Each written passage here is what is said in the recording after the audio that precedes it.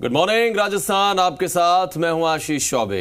Corona virus के संक्रमण को रोकने के लिए देश में लॉकडाउन को 2 हफ्तों के लिए और बढ़ा दिया गया है और अब देश में 17 मई तक लॉकडाउन जारी रहेगा।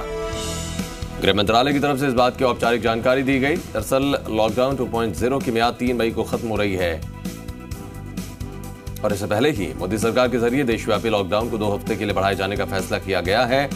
अब 4 मई से 17 मई तक ये लॉकडाउन 3.0 पूरे देश में लागू रहेगा। इस दौरान जारी रहने वाली गतिविधियों के लिए गृह मंत्रालय ने एडवाइजरी जारी की है। हालांकि मोदी सरकार ने इस बार लॉकडाउन में कुछ छूट जरूर दी है, लेकिन इस छूट के मद्देनजर ग्रीन और ऑरेंज जोन में ई कॉमर्स को मंजूरी मिली है। इन जोन्स में गैर जरूरी सामानों की ऑनलाइन डिलीवरी पर छूट दी गई है। इसके साथ ही ग्रीन जोन में 50% सवारी लेकर बसें भी चल सकती हैं। ग्रीन जोन में बस डिपो में 50% कर्मचारी ही काम करेंगे। हालांकि इस दौरान कई गतिविधियों पर रोक जारी रहेगी। लॉकडाउन के दौरान स्कूल, कॉलेज और शिक्षण संस्थानों को 17 मई तक बंद रखा जाएगा। इसके अलावा मॉल्स, पब्स और इस तरीके के जो सार्वजनिक स्थल हैं उन्हें बंद रखा जाएगा।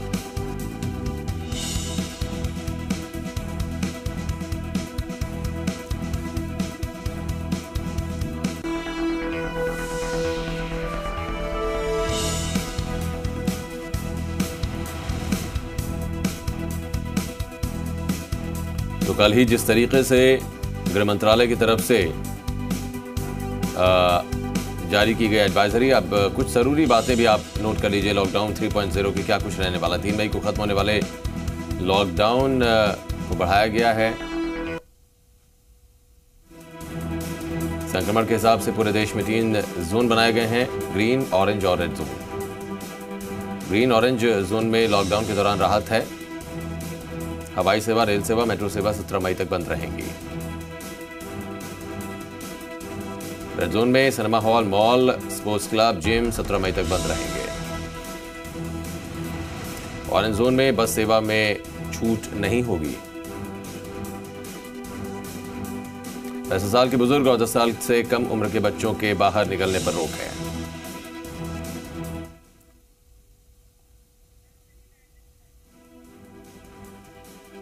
तो जिस तरीके से लॉकडाउन 3.0 की अब शुरुआत होने वाली है 4 मई से 17 मई तक इसकी मियाद रखी गई है और कुछ ज़रूरी बातें, कुछ ज़रूरी निर्देश हैं। चूँकि 3 अलग अलग जोन्स बनाए गए हैं, रेड जोन, ऑरेंज जोन और ग्रीन जोन। ग्रीन जोन वो हिस्से जहाँ पर कोई मामले नहीं आए हैं और ख़ासकर एक अवधि जिसके बीच में यहाँ पर कोई हिस्से नहीं, कोई मामले नहीं आए हैं। ऐसा भी कहा जा रहा है केंद्र सरकार की तरफ से, इस बीच अगर कोई जगह जो कि अभी अगर ऑरेंज जोन में है और अगर वहां पर मामले नहीं आते हैं तो उन्हें ग्रीन जोन में भी शिफ्ट किया जा सकता है वहां के मामलों के हिसाब से।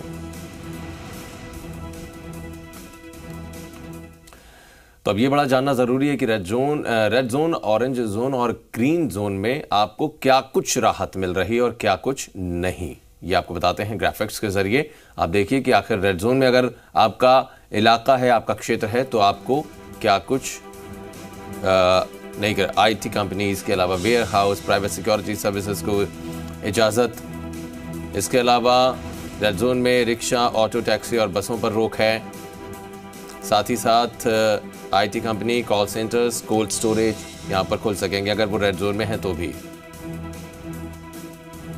इसके अलावा अगर ऑरेंज जोन की बात की जाए तो ग्रीन जोन की अगर हम बात करें तो आप देखिए कि लॉकडाउन के दौरान ग्रीन जोन में बड़ी राहत है। कैसे? फैक्ट्रीज, दुकानें, छोटे मोटे उद्योग ये खुल सकेंगे। इसके अलावा आधी सवारी की शर्तों के साथ में बस भी चल सकेंगे, यानी कि जितनी आप उसमें सवारी की जगह होती है उससे आधी बिठाएं, 50% कम। लॉकडाउन के दौरान ग्रीन जोन में जो राहत है वो आपको बता रहे हैं।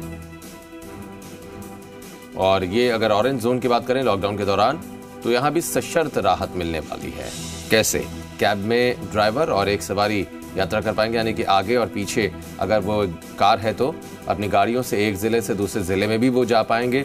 अगर आसपास के कई ज़िले ग्रीन जोन में हैं तो ऑरेंज जोन में है तो लॉकडाउन के दौरान सशर्त लेकिन राहत मिल रही है। यानी कि कुछ एक बातें जो बड़ी महत्वपूर्ण हैं, ये समझना बड़ा ज़रूरी है। इधर बढ़ते आगे, देश में लगातार बढ़ता जा रहा कोरोना पॉजिटिव मरीजों का आंकड़ा। कोरोना संक्रमितों की संख्या अब 37,000 के पार हो चुकी है। तो देश में कोरोना संक्रमितों का आंकड़ा 37,257 पहुंच गया है। अब तक 1,223 लोगों में कोरोना की वजह से उनकी मृत्यु हुई है। इधर राजस्थान की बात करें, पॉजिटिव केसेस की संख्या बढ़कर 2,666 हो गई है। प्रदेश में 82 नए मामले सामने आए। बीते कुछ घंटों की बात की जाए तो प्रदेश में 62 लोगों की मौत कोरोना से हुई है। तो कोरोना जो लगातार और खतरनाक होता जा रहा है।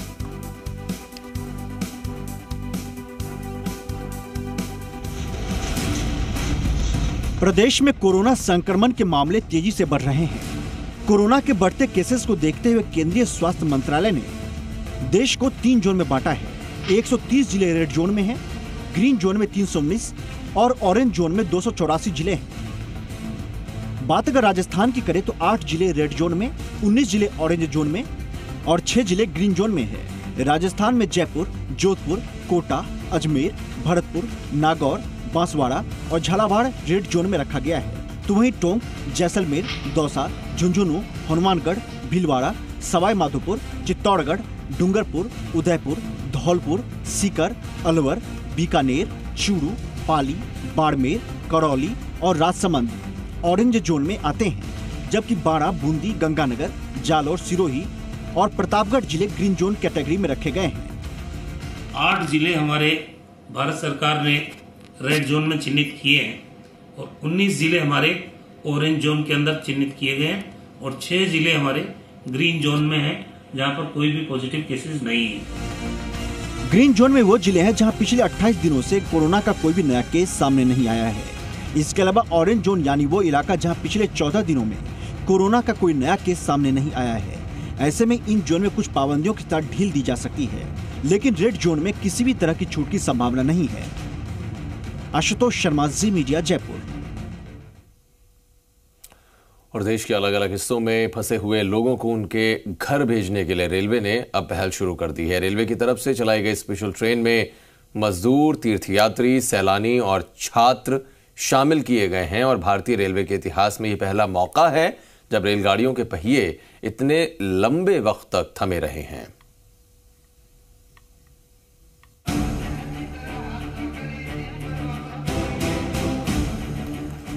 तेलंगाना के लिंगमपल्ली से 1200 प्रवासी मजदूरों को लेकर रवाना हुई ट्रेन रांची पहुंची। इसमें सवार लोग अपनी माटी और अपनी जमीन पर पहुंचे लोगों की खुशी का अंदाजा लगाना मुश्किल था। कोरोना काल में सामाजिक दूरी का पालन ऐसा कि मीडिया के कैमरों ने इनका स्टेशन के बाहर ही स्वागत किया। रांची से इन सभी लोगों को विशेष बसों से अपने घर पहुंचाया गया।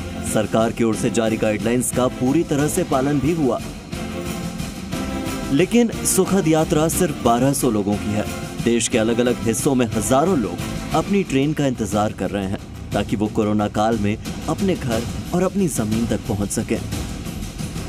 शुरुआती दौर में रेलवे ने 6 रेलगाड़ियों को चलाया है। पहली ट्रेन है तेलंगाना के लिंगमपल्ली से हटिया के लिए। ये ट्रेन अपने मुकाम तक पहुंच चुकी है। दूसरी ट्रेन है केरल के अलुवा से भुवनेश्वर के लिए। तीसरी ट्रेन है महाराष्ट्र के नासिक से लखनऊ के लिए। चौथी ट्रेन है नासिक से भोपाल के लिए। पांचवी ट्रेन है जयपुर से पटना के लिए और छठी ट्रेन है राजस्थान के कोटा से झारखंड के हटिया के लिए। राजस्थान में रह रहे प्रवासी छात्र और मजदूरों को उनके गृह राज्य तक पहुंचाने के लिए कल रात स्पेशल ट्रेनें रवाना हुई। एक ट्रेन शुक्रवार रात 10 बजे कोटा से 1200 छात्रों को लेकर रांची के लिए रवाना हुई और दूसरी ट्रेन जयपुर से करीब 1200 मजदूरों को लेकर पटना के लिए रवाना हुई। शुक्रवार की शाम महाराष्ट्र के नासिक से 2 रेलगाड़ियों को रवाना किया गया। एक लखनऊ के लिए है जिसमें प्रवासी छात्र हैं, जबकि दूसरी भोपाल के लिए है, इसमें प्रवासी मजदूर हैं। लॉकडाउन की वजह से केरल में फंसे मजदूरों को लेकर कल शाम 6 बजे स्पेशल ट्रेन रवाना हुई। 1200 प्रवासी मजदूरों को लेकर ये ट्रेन भुवनेश्वर पहुंचेगी। ये सभी रेलगाड़ियां पॉइंट टू पॉइंट है, यानी एक जगह से चलकर सीधे अपने पड़ाव पर ही रुकेंगी। यात्रियों के खान पान की व्यवस्था दोनों राज्य मिलकर करेंगे। भारतीय रेलवे के इतिहास में ये पहला मौका है जब देश की धड़कन कही जाने वाली रेलगाड़ियों के पहिए इतने लंबे वक्त तक थमे रहे।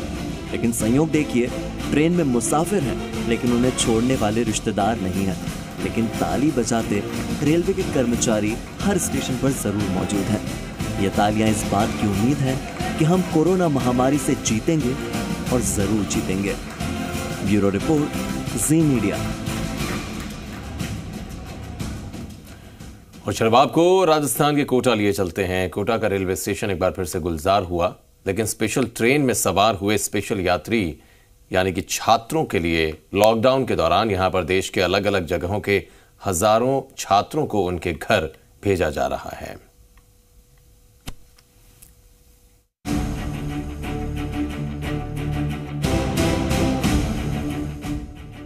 ये राजस्थान के कोटा का रेलवे स्टेशन है, वही कोटा जिसकी पहचान डॉक्टर और इंजीनियर्स बनाने की फैक्ट्री की हो गई है। रेलवे स्टेशन पर हर तरफ छात्र ही छात्र हैं। सपना डॉक्टर और इंजीनियर बनने का है, लेकिन कोरोना के चलते लॉकडाउन ने सब कुछ अस्त व्यस्त कर दिया। में डर लगता था कि हम दूसरे के हाथ के बने हुए खाने को कैसे खाएं, ये सबसे बड़ी दिक्कत थी यहाँ पे। और दुकान शॉप्स ये सब कुछ बंद था, तो हमें जो पर्सनल यूज के सामान भी है वो सब भी प्रोवाइड नहीं हो पा रहे थे, तो बहुत ज्यादा प्रॉब्लम हो रही है। बहुत खुशी है, बहुत यहाँ मतलब एक सब लोग चले गए थे तो बहुत अकेले दुखी महसूस कर रहे थे। अब घर जाएंगे तो उम्मीद है कि बहुत खुशी नजर आ रहा है। लिहाजा इन बच्चों के लिए स्पेशल ट्रेन चलाई जा रही है। कल रात कोटा से रांची के लिए स्टूडेंट स्पेशल ट्रेन रवाना हुई, जिसमें करीब 1200 छात्र सवार हैं। ट्रेन में सोशल डिस्टेंसिंग का खास ख्याल रखा गया है। स्लीपर क्लास में आप जानते हैं कि जो बीच की बर्थ होती है, तो हमने बीच की बर्थ ऑपरेट नहीं करेंगे। हमने ये ध्यान रखा है कि एक कोच में 54 बच्चे ही जाएं या 54 लोग ही जाएं, क्योंकि वैसे 72 लोग होते हैं। तो जैसे ही बीच की बर्थ हम सेक्रीफाइस करते हैं तो 54 लोग आएंगे, उसमें सोशल डिस्टेंसिंग मेंटेन है। वहीं दिल्ली के जो बच्चे कोटा में फंस गए हैं, उन्हें वापस लाने के लिए 40 बसें रवाना कर दी गई हैं। दिल्ली के मुख्यमंत्री अरविंद केजरीवाल ने इसकी जानकारी देते हुए कहा कि घर पहुंचे बच्चों को 14 दिनों के लिए होम क्वारंटीन रहना होगा। दिल्ली से लगभग 40 बसें कोटा जा रही हैं। बसें उन बच्चों को लेकर वापस आ जाएंगी और मुझे खुशी है कि वो बच्चे अब अपने माँ बाप से मिल पाएंगे। मैं उनको यही कहना चाहता हूँ कि आने के बाद 14 दिन तक अपने घर में सेल्फ क्वारंटाइन करना है, ताकि दूसरों को ना फैले, आपके घर के लोगों को भी ना फैले और दूसरे लोगों को भी ना फैले। कोटा से बच्चों को अपने घर वापस लाने की पहल यूपी के मुख्यमंत्री योगी आदित्यनाथ ने की। उत्तर प्रदेश सरकार ने कोटा में फंसे 11,000 से ज्यादा छात्रों को उनके घर पहुंचा, उनका हाल पूछा। कल रात जयपुर से पटना के लिए रवाना हुई स्पेशल ट्रेन में मजदूरों के अलावा काफी संख्या में छात्र भी शामिल हैं। गृह मंत्रालय के दिशा निर्देश के बाद रेलवे ने इस तरह की विशेष ट्रेन चलाने का फैसला किया है। इस तरह की ट्रेन के लिए दोनों राज्यों को रेल मंत्रालय से रिक्वेस्ट करनी होगी, यानी जिस भी राज्य के बच्चे या लोग कहीं फंसे हैं उन्हें पहल करनी होगी। ब्यूरो रिपोर्ट, जी मीडिया। इधर कोरोना को लेकर सीएम अशोक गहलोत ने हाई लेवल बैठक की। बैठक में लॉकडाउन और प्रवासी श्रमिकों के आवागमन को लेकर समीक्षा की गई। बैठक में सीएम अशोक गहलोत ने यह कहा कि हमारी पुरजोर मांग पर विशेष ट्रेन का संचालन हो सका है। साथ ही अधिकारियों को सुगम आवागमन के निर्देश भी दिए गए हैं। जबकि तीसरे चरण के लॉकडाउन की सख्ती से पालना के लिए भी उन्होंने कहा। तो सीएम अशोक गहलोत ने यह भी कहा कि ट्रेन के साथ साथ रोडवेज और प्राइवेट बसों के माध्यम से भी प्रवासियों को लाया और ले जाया जाएगा।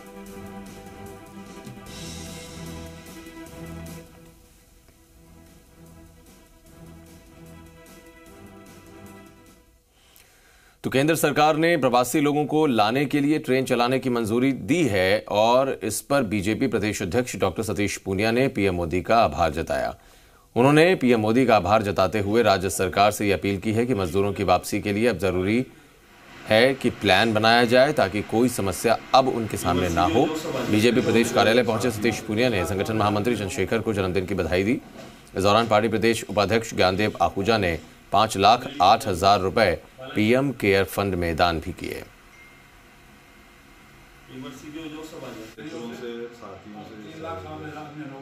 मोदी जी के समर्थन में बहुत सारे लोग केवल व्यक्तिगत तौर पर नहीं, पूंजी के तौर पर भी उनके साथ खड़े। जिस तरीके से देश में कारगिल युद्ध के समय या 1965 के दौरान जो दृश्य उत्पन्न हुआ जिसमें देश खड़ा हुआ था एक साथ, उसी तरीके से भावनात्मक रूप से पीएम केयर एक इस तरीके का उपक्रम बन गया जो निश्चित तौर पे देश को एक नई दिशा देगा। कुवैत में डूंगरपुर के 2 लोगों की मौत का मामला सामने आया। कोरोना संक्रमण से हुई डूंगरपुर के रहने वाले 2 लोगों की मौत कुवैत में एक अस्पताल में इलाज के दौरान इन लोगों ने दम तोड़ दिया। कहा जा रहा है डूंगरपुर के पातेला और नवाडेरा के रहने वाले हैं ये दोनों। कुवैत में दोनों काम किया करते थे। तो अहम खबर की बात, कुवैत में रहने वाले दो ऐसे लोग जिनका ताल्लुक डूंगरपुर से है, उनकी मौत हुई है और कहा यह भी जा रहा है कि कोरोना संक्रमण की वजह से ही इनकी मौत हुई है और कुवैत के एक अस्पताल में इलाज के दौरान इन दोनों ने दम तोड़ दिया। इधर लॉकडाउन की वजह से पिछले एक महीने से ज्यादा वक्त से हजारों राजस्थानी गुजरात में फंसे हुए हैं और गुजरात में फंसे हजारों लोग दर दर की ठोकरें खा रहे हैं, लेकिन उनकी पीड़ा को सुनने वाला कोई नहीं है।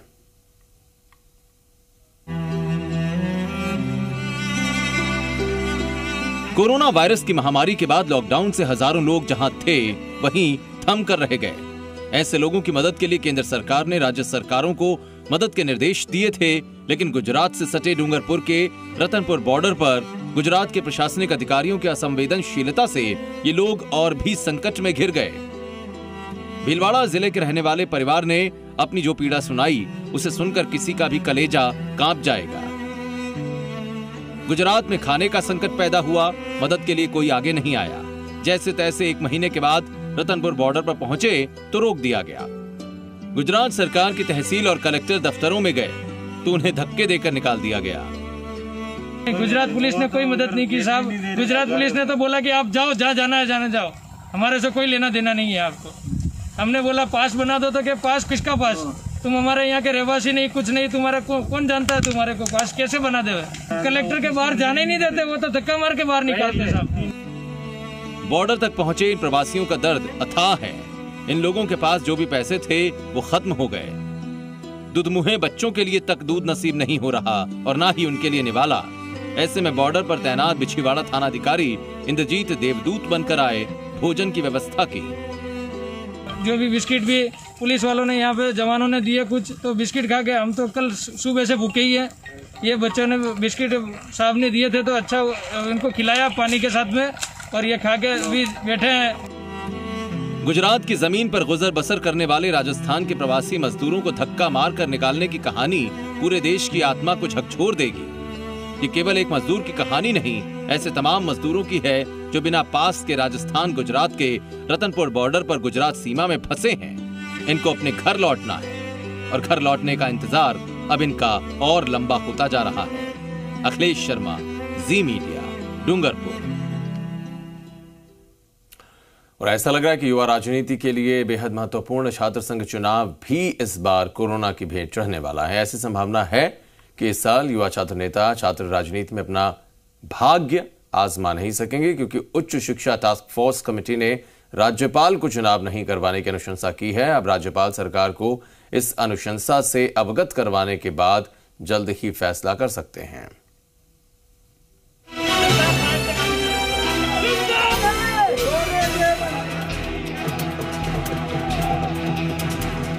सालों से छात्र संघ चुनाव की तैयारी कर रहे युवा छात्र नेताओं के इरादों पर पानी फिरता हुआ नजर आ रहा है, क्योंकि कोरोना वायरस के चलते इस साल छात्र संघ चुनाव को नहीं करवाने का फैसला लिया जा सकता है। प्रदेश के राज्यपाल कलराज मिश्र ने प्रदेश भर के यूनिवर्सिटीज के कुलपतियों और उच्च शिक्षा में गठित टास्क फोर्स के साथ वीडियो कॉन्फ्रेंसिंग की, जिसमें टास्क फोर्स ने कोरोना महामारी के चलते इस साल छात्र संघ चुनाव नहीं करवाने की अनुशंसा की है। उच्च शिक्षा विभाग ने गठित टास्क फोर्स की अनुशंसा के आधार पर अब इस अनुशंसा को सरकार को भेजा जाएगा और उसके बाद ही कोई फैसला लिया जाएगा। उच्च शिक्षा मंत्री भंवर सिंह भाटी ने भी इस बात को माना कि छात्र संघ चुनाव के 4 महीने पहले चुनाव नहीं करवाने को लेकर लिया जाने वाला फैसला बेहद जल्दबाजी में लिया जाने वाला फैसला है। यदि परिस्थितियां अनुकूल होती हैं तो छात्र संघ चुनाव पर बाद में फैसला लिया जाएगा। समय यदि रहता है, वहाँ उस समय की जो परिस्थितियां रहती है उस पर निर्भर करेगा कि छात्र संघ चुनाव पर क्या निर्णय किया जाए, क्योंकि अभी ये इस संबंध में निर्णय लिया जाना जल्दबाजी होगी। अगस्त में होने वाले छात्र संघ चुनाव को लेकर NSY संगठन का कहना है कि अभी छात्र संघ चुनाव में काफी वक्त बचा हुआ है। ऐसे में इतनी जल्दी फैसला लेना बेहद जल्दबाजी हो सकता है। UGC के नियम है कि 31 अक्टूबर तक सेशन चालू हो सकता है, तो अभी हमारे पास बहुत समय पड़ा है और छात्र संघ चुनाव केवल 15 दिन का एक उत्सव होता है जिसे छात्र बड़ी ही सहभागिता से, साझेदारी से इसमें भाग लेता है। तो मेरा राज्य सरकार से ये मांग है कि इस बार पुनः इस पर विचार करें और इस बार छात्र संघ चुनाव करवाए जाए। तो वहीं दूसरी तरफ छात्र संगठन अखिल भारतीय विद्यार्थी परिषद का भी यह कहना है कि परिस्थितियां अनुकूल होने पर ही छात्र संघ चुनाव पर कोई फैसला होना चाहिए, क्योंकि अभी छात्र संघ चुनाव में पूरे 4 महीने का समय बाकी है। बहरहाल छात्र संघ चुनाव के मामले में गठित टास्क फोर्स की अनुशंसाएं सामने आने के बाद से ही छात्र संघ चुनाव के आयोजन पर तलवार अटक गई है। चुनाव नहीं होने की आशंका के बीच ही छात्र संगठनों ने अपनी नाराजगी जताई है। छात्रों ने इसे लेकर ऑनलाइन और डिजिटल चुनाव तक करवाने के सुझाव दिए हैं, लेकिन देखना ये होगा कि इन सिफारिशों को राज्य सरकार और कुलाधिपति किस तरह जारी करेंगे और आने वाले दिनों में छात्र संघ चुनाव को लेकर क्या फैसला लिया जाएगा। ललित कुमार, जी मीडिया, जयपुर। और इधर अजमेर के केकड़ी में स्कूली बच्चे कोरोना वॉरियर्स की भूमिका निभा रहे हैं। ग्रामीण इलाकों में ये बच्चे कोरोना संक्रमण को लेकर लोगों को जागरूक कर रहे हैं, तो बच्चों के इस अभियान का असर ग्रामीण इलाकों में साफ दिखता है।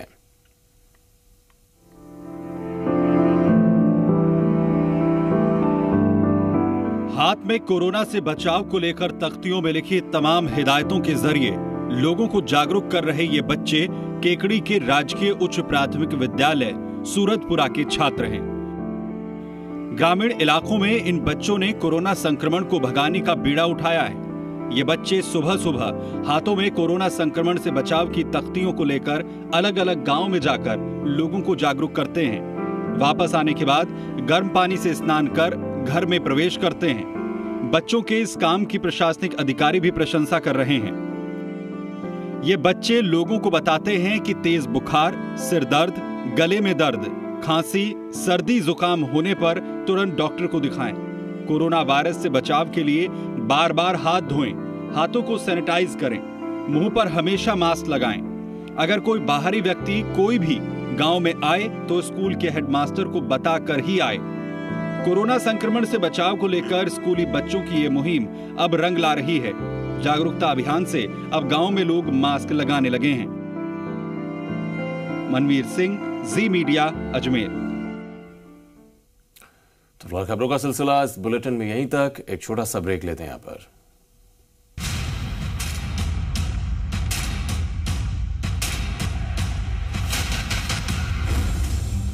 दर्शकों की पहली पसंद जी राजस्थान।